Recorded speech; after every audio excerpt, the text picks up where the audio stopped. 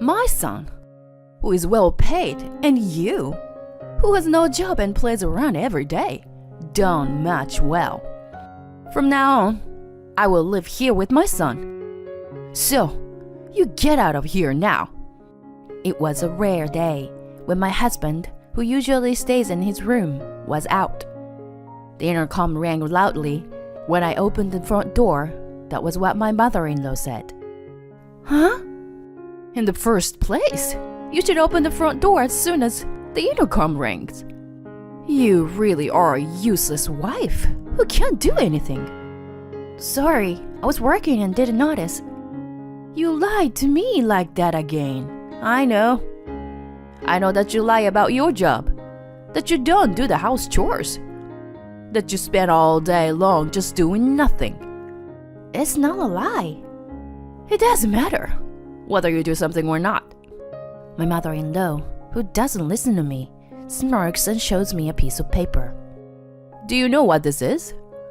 "What is it?" "They are the divorce papers, filled out by my son. He doesn't want you either. Now, sign here and get out of here." My mother-in-law looks down at me triumphantly and laughs. I do as I'm told and sign the divorce papers. My hands trembled as I gripped the pen. My poor mother, so happy with joy. She doesn't know anything about me.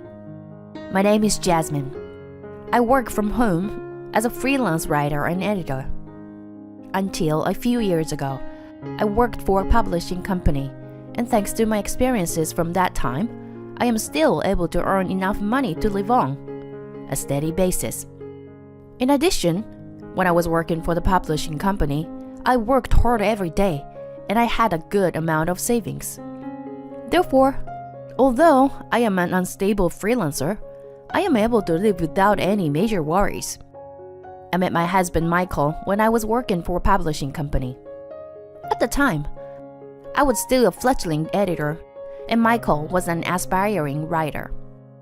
I was making a lot of mistakes and things were not going well, but like me, Michael never gave up, even when he couldn't get the result he wanted, and his hard work and dedication to his dream inspired me. I worked hard too, never giving up. So I am the person I am today thanks to Michael. Michael's dedication not only cheered me up, but I found myself attracted to him. A few years after dating Michael, I married him. When I got married, I left the company and became a freelancer. The beginning of our marriage life was going well. I was not yet stable as a freelancer, and Michael was chasing his dream. We encouraged each other and shared half of the house chores and living expenses. After 2 years of marriage, my business began to stabilize. That's when Michael started telling his in-laws that he was a successful writer. In reality, he was not a successful writer at all. Rather, he had been rejected by publishers so many times. Even if he applied for an award, he would only make it to the second round. He probably wanted to reassure his parents. Since I was painfully aware of Michael's feelings, that it would worry them to tell them forever that he wanted to be a writer, I said nothing and nodded along with Michael's story at my in-laws' house. In the beginning, all I had to do was nod. By the time his behavior as a successful author was on the board, I couldn't feel at ease at my in-laws' house. Not only did my in-laws believe Michael's story, that he was a successful writer, but they also started calling me a stay-at-home, useless wife. They saw me as a useless wife who was being supported by her husband, a successful writer. To work at home, freelance work style may indeed be difficult to understand and imagine. I don't think it was a way of working that my parents-in-law are familiar with, so I don't blame them. However, my parents-in-law's attitude toward me gradually escalated. Whenever I visited my parents-in-law's house, they would always say, "How could a wife who does neither work nor house chores show up at her husband's house?"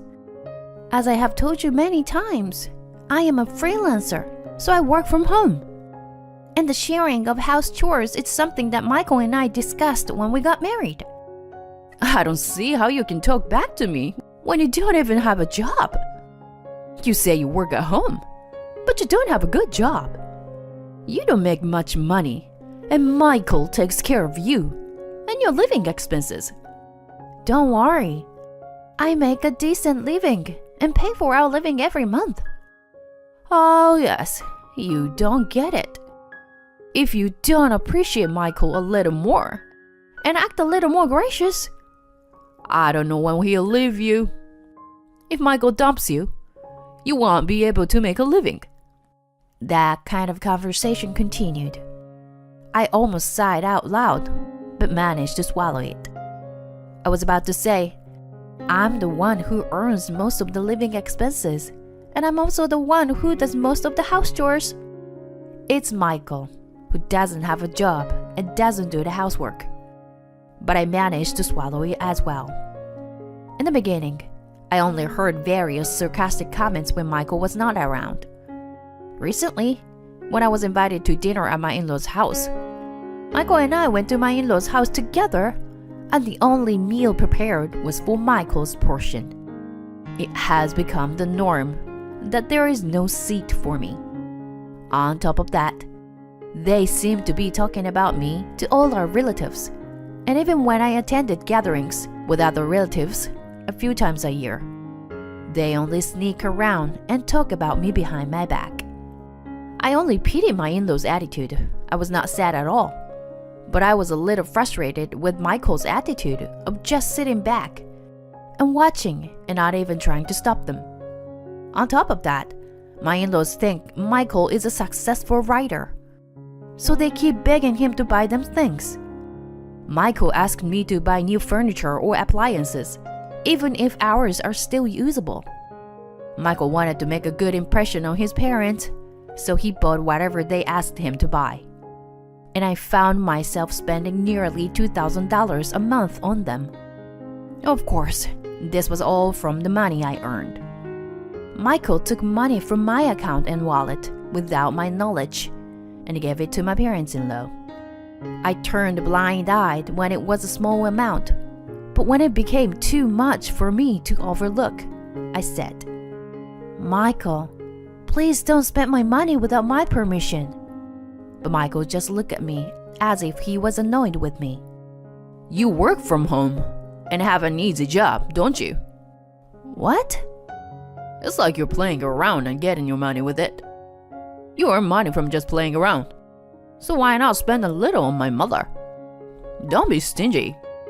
"Michael, did you think of my job that way?" "Yes, I think it's an easy job because you get paid by staying at home every day." "I can't believe you thought that about me, Michael." Michael walks into his room, laughing out loud. As I watched his back, I noticed that this was my limit and that I cannot endure more. I will divorce him. I'd always believed that Michael was the one who was on my side, no matter what my in-laws said. So I managed to do my best. But even Michael was making fun of me like this. And I am aware of everything. I know that Michael spends hours a day in his room, but he never writes a single word of his manuscript and spends his days playing computer games. When I first met him, he was more serious about his work than anyone else, and he was eager to write something as interesting as possible. But now I don't see a trace of that. The dedicated Michael I loved is gone. And now all I have is Michael with his in-laws making fun of me. I decided to secretly look for an apartment for a single person. While looking for a new home, I gradually organized my personal belongings and prepared to leave anytime I wanted to. A little while later, I found an apartment that looked good and had already previewed it. One day, my mother-in-law came to our house while Michael was out. She rang the intercom with great enthusiasm, and as soon as the front door was opened, she sat down on the sofa in the living room, as if it were her own. "Jasmine, you get the hell out of this house." "What are you saying out of nowhere?" I've been telling you for a long time that you were unemployed and still do not do any of the house chores. You are nothing more than a useless wife. There's no way that Michael, a successful writer, is compatible with you. So, as I have said many times, you were mistaken about that. Besides, my mother-in-law interrupted me and continued talking. If you leave this house, I will live here. That way, I can cook meals for Michael every day, and I don't have to take care of that woman. That woman? My husband's mother, Michael's grandma. She's so picky about the seasoning when I cook for her, and the dust when I clean. I can't live with her anymore. So I decided to stay here with Michael and have the woman go to a nursing home somewhere. How are you going to pay for a nursing home? I'll just get Michael to pay for a few things like that out of his own money. He is earning a lot of money, so it will be cheap for him. But that's why you are in my way. Will you get the hell out of here? With that, my mother-in-law presented me with filled out divorce papers. Why do you have that? I made him fill out a while ago, telling him to get a divorce from Jasmine as soon as possible. Michael immediately nodded and filled it out. My mother-in-law is smirking and has a nasty smile on her face. I checked the divorce papers and sure enough, they were written in Michael's handwriting. This was actually a good thing for me. I was ready to move out, but I was still thinking about how we were going to get divorced. I thought Michael would not want to give up the life he has now, and he would not sign the divorce papers easily. I was prepared for a long discussion and a battle with him. So how lucky I was to get the divorce papers filled out so easily. My mother-in-law looked a little surprised when I easily received the divorce papers and filled them out. But she soon regained her normal self-possession and said, "Now, get the hell out of here. Leave the furniture behind. Everything gets purchased with Michael's money. So, I don't think you can take anything with you." She laughed out loud. I quickly packed up my belongings and moved into the new apartment. I also filed the divorce papers at the municipal office on my way. Thus, I had a new life on my own without any problems. I was surprised at how comfortable it was to live without anyone interrupting my work and making fun of me. Somehow, I felt that my work was progressing better than usual. It was 3 days after I started living alone. While I was working at home as usual, I received a phone call from Michael. I picked up the phone, and the first thing he said was, "Please come home," he said in the most pathetic voice I have ever heard. What the hell is wrong with you now? "I'm sorry, I apologize. So please come back home." I'm not coming home. We have already divorced. I never agreed to divorce. That's not valid. But those divorce papers were definitely in your handwriting. That was just a little threat I was trying to make to you. I had no intention of getting a divorce. But that doesn't change the fact that you wrote them. Divorce is divorce. You don't need a wife who plays around every day, works on an easy job, and doesn't do any of the house chores, right? You get to live with your family you love so much. You can't complain. What's the problem?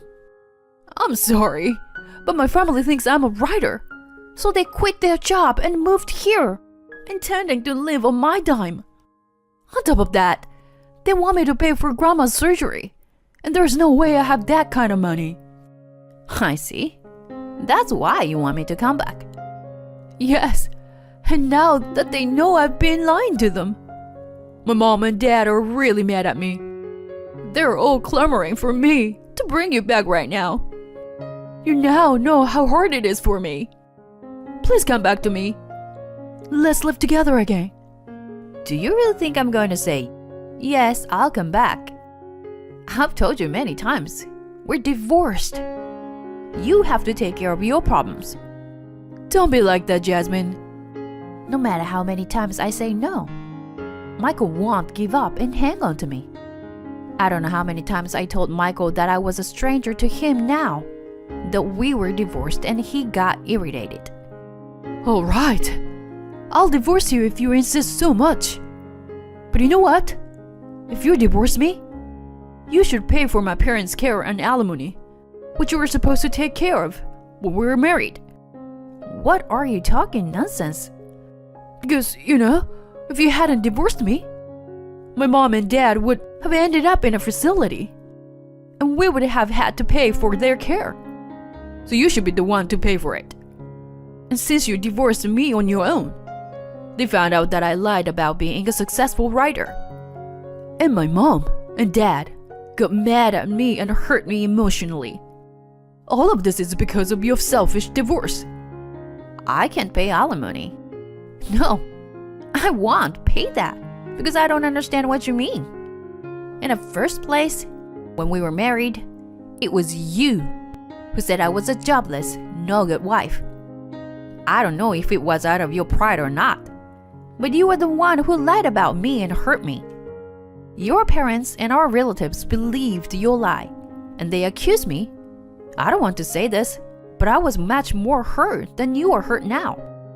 I'm not interested in you, who willingly made fun of me instead of protecting me.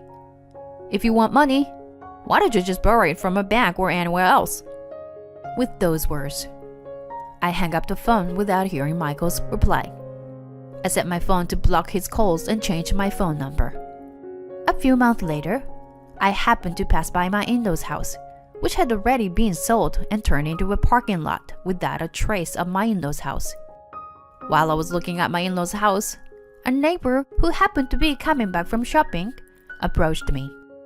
She told me that Michael's family had no choice but to move into an old apartment because they were all unemployed and had run out of money. Before they got out of there, they had been fighting every day. They were famous in the neighborhood because it was loud enough to be heard outside, and they were annoyed by the noise until late every day. The neighbors even called the police. She patted me on the shoulder and said, "You had a tough time too," and hurried off. I also turned my back on my former in-laws. Michael started to lie to look cool, and then he couldn't correct his lie, and the gap between the truth and the lie grew bigger and bigger as he continued lying. I never thought it would end like this, but it's a much more interesting turn of events than the novels Michael writes. It is so common for a small happening to lead to a terrible end.